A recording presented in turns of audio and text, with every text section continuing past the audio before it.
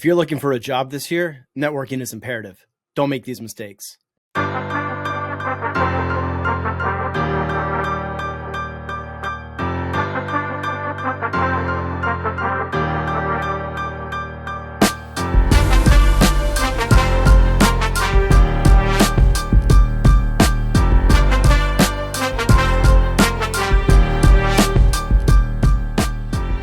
Hi, hello, and welcome to the podcast. My name is Kevin, and I've applied to over 2,300 jobs, and I'm still looking. If you're looking for a new job this year also, you've probably come across some of the same hurdles that I've come across.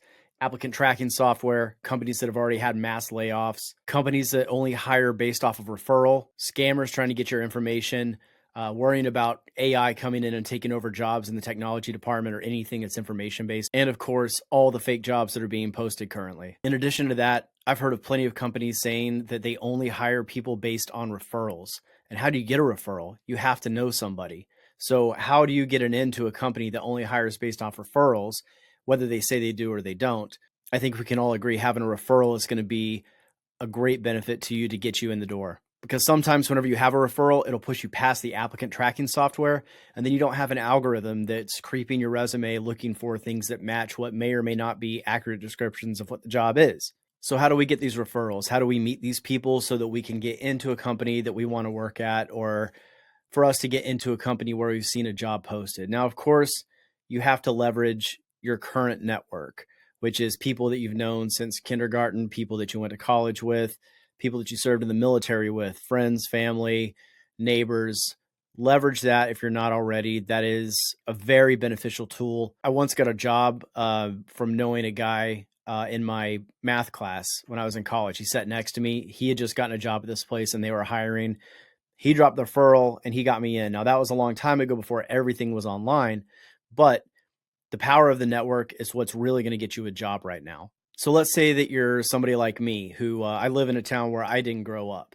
It's kind of a larger city, to be fair, but I don't have a whole network out here. I don't have a lot of support out here other than a handful of people that I've known from college or the gym, or I'm kind of a car guy, so I used to go to car events all the time. And so I know a couple of people from there, but outside of that, I don't really know anybody here. So how can I get a referral? Or if I'm looking globally, or if I'm looking, across the United States, or if I'm looking, in Australia or any English speaking nation for that matter, how do I get to know somebody who's going to be able to give me a referral to get me past the applicant tracking software, to get me in front of somebody who's actually going to see me, human eyes on my resume instead of software just kicking it out?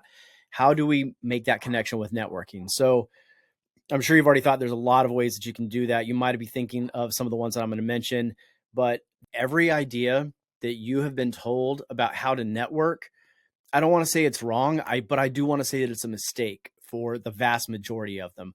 Let's go through some of these examples. So I mentioned earlier that I was a veteran. I served 6 years in the U.S. Navy. And after I got out, I kept in contact with a lot of my friends, but the industry that I was working in while I was in the military doing that kind of work, it's not really what I do anymore. It's not what I went to school for. So they're not really as big of a help as they would have been if I stayed in that industry. But what I want to talk about is the VA networking meetups that they have, because you can find them if you do a Google search in your area. If you look for VA groups, most major companies will have support groups internally for different groups of people. Like they'll have a women's support group or a women's network. There'll be a Veterans Affairs one. There's usually one for the LGBT community, one for foreign nationals. And oftentimes these companies will have networking events with the public. So the Veterans Affairs or the Veterans group within these companies, like we had one when I worked at HP, they would go out and have events out in town, and all veterans are invited to come and network and, maybe possibly help somebody get a job. That was an okay thing, but honestly, the HP one that I was a part of was kind of an exception. It was a lot better than the other ones that I've experienced. I've been to a handful of Veterans Affairs associated meetups where veterans will come and try to network. And the only thing that I have really seen come of that is they might know of entry-level positions. So if you are mid-level in your career, or you're higher level in your career, or if you have a degree or an advanced degree, going to any of these veterans events, I mean, they're going to have entry level stuff that you're probably going to be overqualified for. And if they do decide that they can get you into something that you're overqualified for, chances are the pay is going to be below living wage. So I would recommend not going to the veterans meetups because I haven't seen really anything come of that. Another one is college career fairs. I went to both Washington State University and Oregon State University up here in the Pacific Northwest, and they both have career fairs on occasion. But again, whenever you go to it, it's entry level. Like I just got out of college for like 22-year-olds. Here's an entry level thing making, $45,000 a year, which for a lot of people is okay. If you are fresh out of college, like go do that, please, because there is a possibility you could get in that way, or you might meet somebody. But I have never known a single person that has gotten a job from a college career fair. So keep that in mind. And if you're further along in your career, don't backpedal. Don't go back to your college to try to get into these career events because there's not really going to be anything there for you. So both those VA events and the college career fairs, those are free to attend.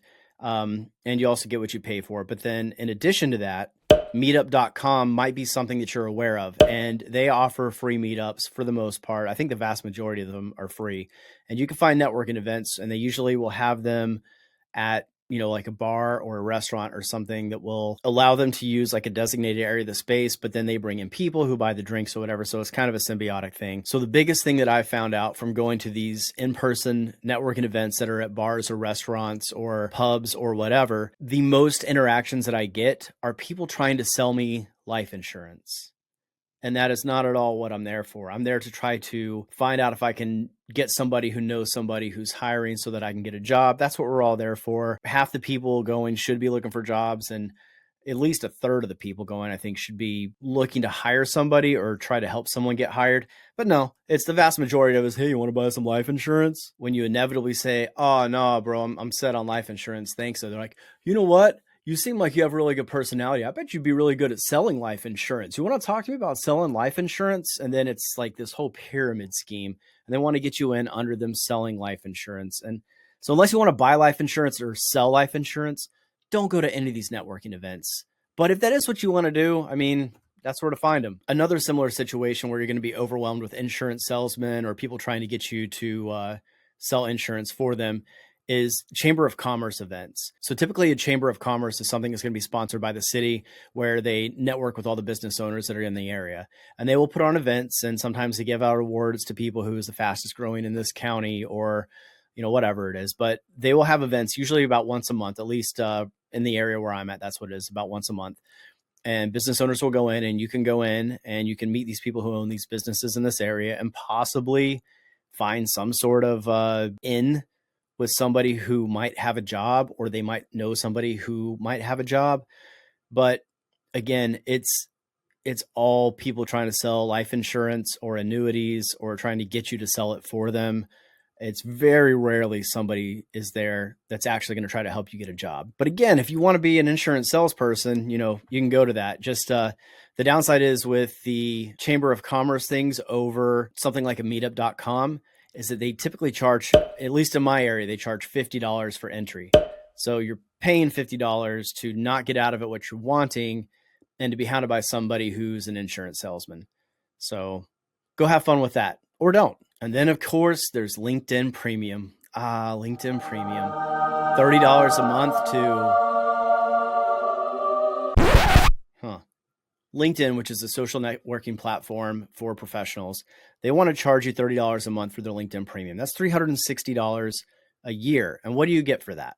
LinkedIn Premium is going to give you access to a limited number of in-mail, as they call it, where you can just slide into someone's DMs and that's expected to help you get a job or network. I don't know anybody who even reads those. It also gets you premium search filters. And if you can't find what you're looking for with regular search filters, what are premium search filters for? And why are they behind a paywall? LinkedIn also claims that you can see more profiles whenever you search. So that begs the question then, are they limiting the number of profiles that everybody else can see? So for $360 a year, you get better searches, allegedly, and you get the ability to slide into a couple DMs a month. I don't know if that's worth $360 a year. I'm counting that as a mistake. That's something that I won't ever do again. All right, Kevin. So we're not going to make these mistakes. We're not going to go to these meetups. We're not going to get spammed by insurance salespeople. We're not going to pay LinkedIn.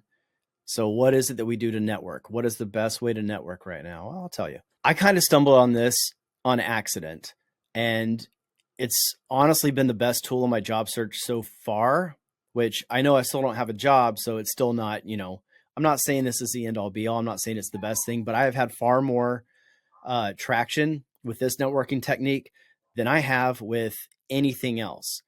And the crazy part is that it actually makes me money. And I'm not trying to sell anything because that sounds stupid and it sounds like really pitchy. But what I have noticed is that when I drive Uber, whenever I am driving somebody from the airport to the hotel, or from a restaurant in downtown back to their hotel, or from their hotel to a convention or whatever, it's work is always a topic of conversation. Hey, are you in town? Are you visiting? What are you here for? You're here for work. What do you do? Just with chatting with people for a few minutes in my car where it's personal and they get to actually talk to me and they're not distracted. And when you go to a networking event, you're there to get something. And whenever other people, like the insurance salespeople, go to a networking event, they're there to try to make sales. But whenever you're just getting a ride from point A to point B, it's not transactional in that nature. It's not like anyone is looking to gain anything from anybody else. So their guard is really down.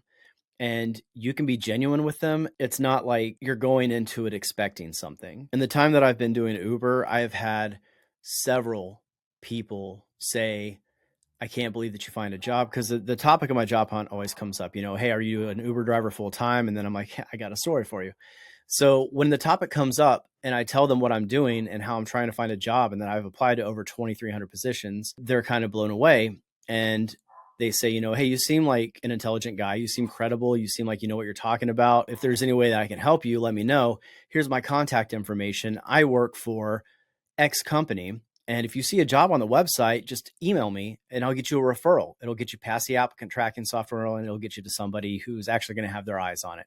So far, working for Uber, I have made contacts at Deloitte, which is a very large consulting firm, Adidas, Nike, and Amazon, to name a few. Now, for me to send an email on LinkedIn to any of these people to try to get some sort of help to try to get into the organization, they're not going to see it. They're going to ignore me. I'm just some random email from some guy they never heard of. I could be fake. It could be a sock puppet, if you know what that is. It could be just some random guy trying to scam them. They don't want to talk to you. But whenever they're in the car with you and they see who you are and they can tell by your demeanor if you're a good person, they're going to be a lot more willing to help you to try to find a job. So if you're looking for a job this year, or if you know somebody who is, if you have a car that qualifies for Uber, go get signed up, drive on the weekends. Just a couple nights a week, and the thing is, I make between like $2,000 to $3,000 a month driving Uber. I do it more than you probably will, but on an average night, it's I can make easily $100 to $200 a day. So if you get out, you're going to earn money for whatever it is. If you need money to survive while you're looking for a job, if you're trying to save up for something or, whatever. So you get to make that money, but also during that time, you're going to run into somebody. It might not be the first night. It's not going to be every time that you drive, but you will run into somebody who has a business, who works at a company, who knows somebody that's in your field. As long as you're a cool person, they're going to get it and they're going to want to help you, because I think people are generally good. So that's my advice for today. Avoid going to the networking events and just drive Uber and meet people that way and make money while you're doing it, instead of spending money to not talk to anybody. And just like that, this podcast is over and I'm moving forward to the next episode, and I'll see you there.